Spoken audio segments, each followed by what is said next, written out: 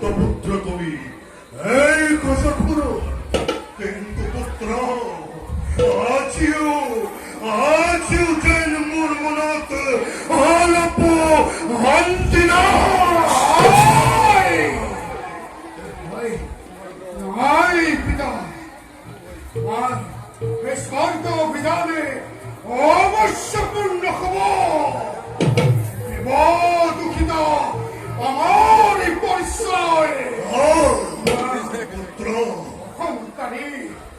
অহংকারী দেবতাকে ধরি জানে।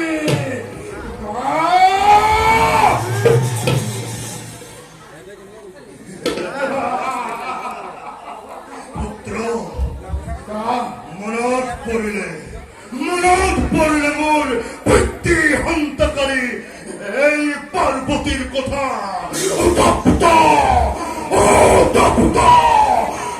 তপ্ত হয়ে উঠে মোর শরীরের রক্ত। নরম যদি মই প্রতিশোধ অসামান্য অপদার্থ বুলি জগতে মোক কৰিব উপহার।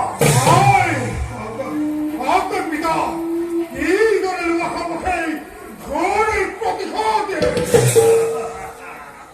জানে পুত্র সকলোৱে মহাদেৱৰ অৰ্ধাংশ হল পাৰ্বতী। তেনেস্থলত যদি এই অৰ্ধাংশ মই আঁতৰাই পেলাও, স্বামীহীন কৰো যদি মই দেৱী পাৰ্বতীক, তেতিয়া হব প্ৰতিশোধ ভীষণ।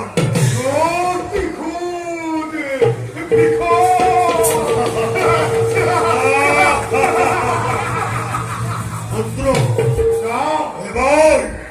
এবার কঠোর তপস্যারে মহাদেবক তুষ্ট করি, মহাদেবক মই বাধ্য করিম অনন্তকাললৈ স্থিতিৰ লাভ মৰুতৰ।